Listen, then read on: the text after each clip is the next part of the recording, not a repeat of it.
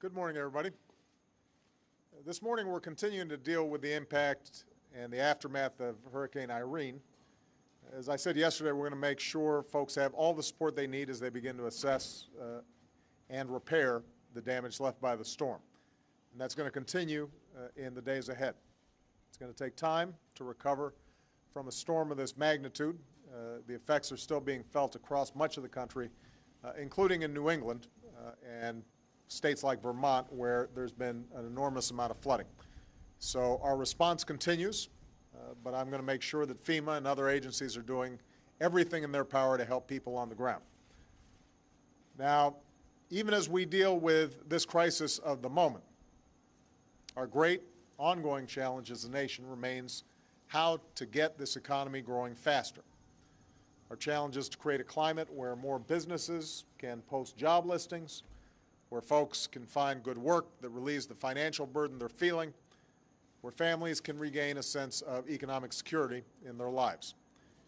That's our urgent mission, and that's what I'm fighting for every single day. And that's why today I'm very pleased to nominate Alan Krueger to chair the Council of Economic Advisors. Come on down here, Al. Alan brings a wealth of experience to the job. He's one of the nation's leading economists. For more than 2 decades, he's studied and developed economic policy both inside and outside of government.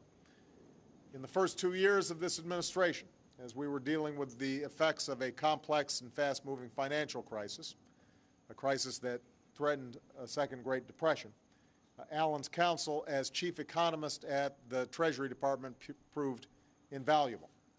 So I am very pleased to appoint Alan, and I look forward to working with him.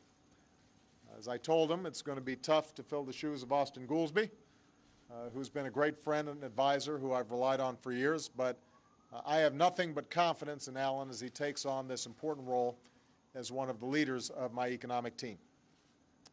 I rely on the Council of Economic Advisors to provide unvarnished analysis and recommendations, not based on politics, not based on narrow interests, but based on the best evidence, based on what's going to do the most good for the most people in this country.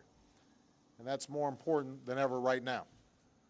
We need folks in Washington to make decisions based on what's best for the country, not what's best for any political party or special interest. That's how we'll get through this period of economic uncertainty, and that's the only way that we'll be able to do what's necessary to grow the economy. So it's that spirit that I'm going to be calling upon in the coming days. Next week, I will be laying out a series of steps that Congress can take immediately to put more money in the pockets of working families and middle-class families, to make it easier for small businesses to hire people, to put construction crews to work rebuilding our nation's roads and railways and airports, and all the other measures that can help to grow this economy. These are bipartisan ideas that ought to be the kind of proposals that everybody can get behind, no matter what your political affiliation might be. So my hope and expectation is that we can put country before party and get something done for the American people. That's what I'll be fighting for, and we've got to have a good team to do it. So, Alan, I appreciate your willingness to take on this assignment, and I'm looking forward to working with you once again. Thank you very much. Thank you so much. Thank you, everybody.